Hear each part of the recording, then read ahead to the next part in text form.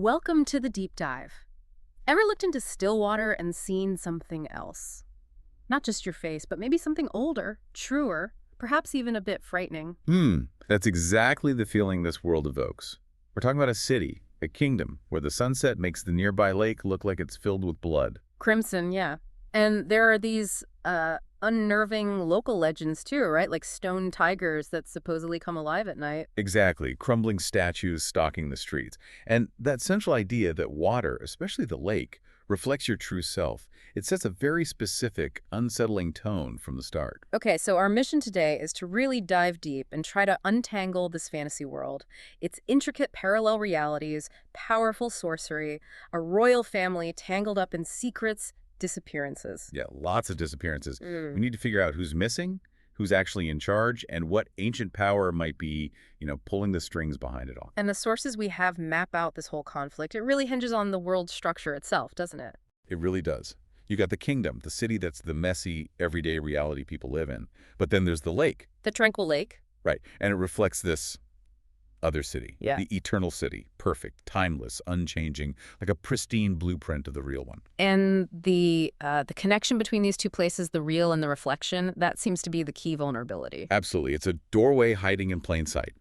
Which brings us to the first big catalyst event. Prince Cassiel, the king's younger son, apparently well-loved, he vanishes. Just gone, while riding near a particular pool of water.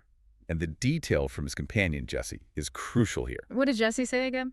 He said the pool was crystal clear, but it only showed their reflections. Nothing else. No bottom, no distortion. Just, like a perfect mirror. Okay, so not just a writing accident. That screams magic. A portal, maybe? Precisely. The court mages are completely thrown. King Drustan is, understandably furious, just bellowing. But the mages, Marcos and Trevenin, They're stumped. pretty much. They're tossing out wild ideas. Maybe he turned into a white stag. Yeah. Or a golden lizard with ruby eyes, classic transformation magic. Right, clutching at straws. But Marcos, who seems a bit sharper, he actually voices the real fear that the pool wasn't a pool at all. It was a door. It pulled Cassiel somewhere else entirely. And with the air missing, presumed gone, that creates a power vacuum. Instantly. And who steps into that void? Lord Neil. Ugh, the bastard. Ash pale hair, dark eyes, observant, described as sharp. Very sharp. He's King Drustan's elder son, but illegitimate, not from Queen Ellis. So Yeah. acknowledged, yes, but definitely not favored, kept at arm's length. And the court immediately pegs him as ambitious, ruthless, which, I mean, in that situation. Well, yeah. You look at the political reality. The favored prince is gone. Who's left who actually knows how the kingdom works? It's Neil. Maybe ruthless is what's needed. Fair point. And then things escalate, right. King Drustan vanishes too. Just poof. Gone from a locked, guarded room. No explanation. And Queen Ellis points the finger straight at Neil. Understandable, I suppose. Completely. She accuses him of plotting against both the king and Cassiel. Yeah. But then you have Captain Galef, the military side, confirming Neil's actually been doing solid political work. He's competent. So Neil ends up ruling not by birthright, but by necessity. It's a major shift. Huge. And the twist is, he did have something to do with the king's disappearance. Not what the queen suspected, though. Oh, what did he do? He confesses later, to his mother actually, that he gave his father a nudge A nudge. Into where? into the city reflected in the lake. Yeah. The eternal city. He didn't kill him. He essentially exiled him to that perfect, unchanging reality.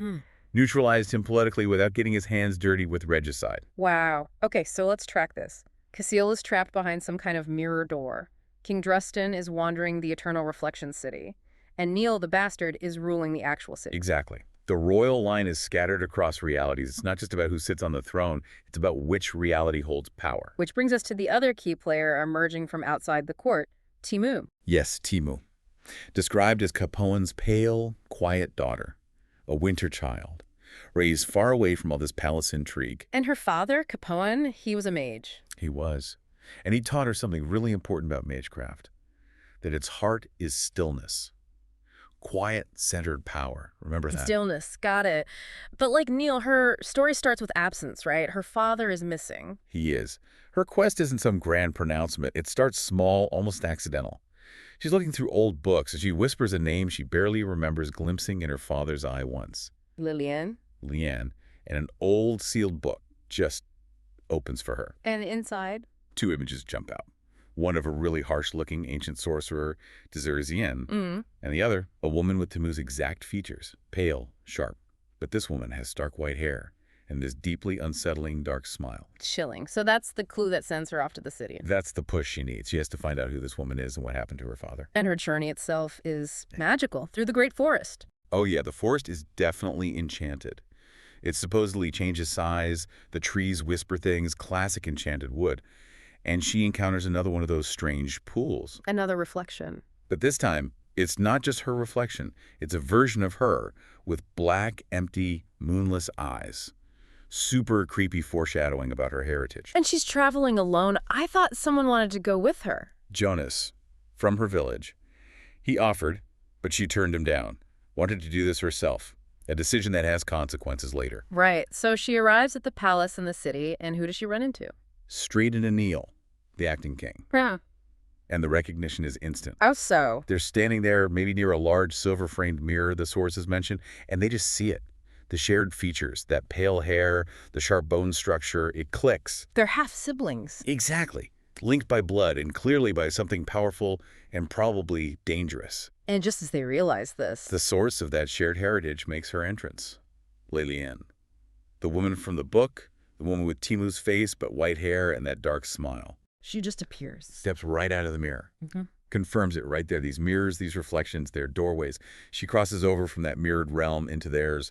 Game on. So Lelienne is the real power behind all this. An ancient sorceress. Ancient, powerful, and an acolyte, a follower of that other figure Timou saw in the book, Disappearance. And her ambition is vast. More than just the throne. Oh, much more. She spells it out. She wants her son, Neil, the king-born one, to secure the kingdom's rule politically. But she wants her daughter, Timou, the mage-born one. To do what? And this is her word, devour all the land's strange old magic, the mystery, everything, including the eternal city and the lake and even this other place called the Dark Kingdom. She wants to absorb the different layers of reality itself. That's terrifyingly ambitious. Does she demonstrate this power? Immediately. And brutally, she tries to force Neil to submit, like kiss her foot kind of submission. And when Marcos, the court mage who suspected the door, tries to resist her, What happens to... she turns him into stone. Just like that. But cruelly, she leaves him aware, conscious inside the stone. Trapped. That's horrific. Pure psychological torment. Then she reverses it, seemingly just to rub it in, just to prove she can. But Marcos reveals the lasting damage. She didn't just temporarily turn him to stone. She encased his heart in stone, magically speaking, robbed him of his ability to ever do magic again. Wow, okay. She's playing for keeps. And what about Timou and Cassiel? She deals with them swiftly, traps them both behind another mirror doorway, shoves them into Disappearance's realm, this crystalline maze made of pure light and confusion. Another layer of reality, but this one's a prison. And inside this maze? Timou finds her father, Capone. Alive? No, dead. Killed by Lelienne with a silver knife. Oh, no. Yeah. And the tragic part is the sources say Capone knew about Lelienne, was ashamed of the connection, and died basically trying to keep Timou ignorant, hoping she'd never have to face this dangerous heritage. Protecting her failed in the end. So Timou and Cassiel are trapped, Capone's dead, Neil's under Lilienne's thumb. What about Jonas, the guy Timou left behind? Right, Jonas. He couldn't just let it go. He felt responsible, regretted letting her go alone.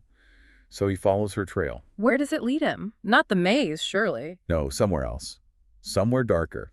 His path takes him into the Dark Kingdom. The third reality Lelienne wanted to devour. What's it like? If the eternal city is perfect light and stillness, this is the opposite. Utter silence, freezing cold darkness, these immense crushing pillars, black ice everywhere. It's like the shadow self of the world. Pure negation. And who rules there? The hunter. A figure described as having an immense shadow, pitiless yellow eyes. And interestingly, he's blind in the normal world. He seems to perceive things only through shadow or maybe through dreams. And he was hunting Jonas. Yes, hunting him through his dreams, even before Jonas entered the realm.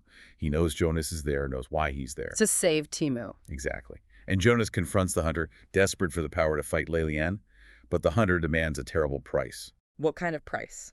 Total surrender. The quote is chilling. Surrender your hopes and your fears. Your eyes, your tongue, your hands, your heart. Basically give up everything that makes you you. Your senses, your emotions, your very being. And Jonas. He agrees. He gives himself completely over to the hunter. It's the ultimate sacrifice, isn't it? trading his entire self for the power to protect Timou. That's profound courage. Born from desperation, maybe, but still. Absolutely. And it works. The hunter merges with him, possesses him. So now we have the climax building. Jonas, now embodying the hunter, appears back in the normal world on the palace tower. And he has a weapon. He's holding Cassiel's sword, but it's transformed. It radiates both light and darkness now. A weapon fit for this clash of realities. Lelian must recognize the threat immediately. Instantly. She reacts fast, throwing her silver knife, the same one she used on Capone. It hits Jonas square in the chest. Is that it for him? It looks like it, but then Timou acts. This is her moment. Remember her father's lesson about stillness? It shifts here. She sees the silver knife launched in Jonas. And for her, unlike its magical nature against others, it's described as real and solid. She acts on pure instinct, pure connection to Jonas. She pulls the knife out. And then... She doesn't just discard it. She channels everything against Lelian's cold, death-dealing magic. She weaves spells of life and healing into the knife itself. And crucially, the sources mention she includes the memory, the feeling, of the smile in the eyes of a lover. Wow. So not stillness, but intense emotional focus. Love as a magical force. Exactly. It's like she finds the stillness within that powerful emotion. She then drives the transformed, life-infused knife back into Jonas. Saving him. Saving him. It heals the wound, maybe neutralizes the hunter's deadly influence through her own power. It's an incredible act, turning the weapon of death into an instrument of life through sheer will and love. So the tide turns. Completely. The empowered Jonas as the hunter, alongside his mount, described as a white mare that is the storm itself, they overwhelm Lelian. She's defeated, left bound by Neil and Timou working together now. But there's always a cost, isn't there? What about King Drustan? He doesn't make it back. Lelian apparently manages to strike him down within the reflected city, the eternal realm.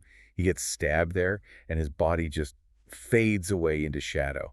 His exile becomes permanent death. So the aftermath. What's the new order? It's complex, but stable. Cassiel, the returned prince, is crowned king. Fittingly, at dusk, the time of change, of transition between light and dark. And Neil, the bastard who ruled. He finds his place. He becomes Cassiel's fiercely loyal heir and protector. He accepts his role, finds a kind of legitimacy through service, not birth. And importantly, he embraces Timou fully as his sister. They forge a bond. That's quite a resolution for him. What about Timou and Jonas? They paid the highest prices, really. They're intrinsically linked now by everything they went through. Timou, having navigated Dazurian's maze, learned its pathways of light. She mastered that crystalline dimension. Enough to use it. She uses that knowledge, those light paths, to escape the Eternal City. They travel back through the mirror of the lake. And return home. Yes, back to their village.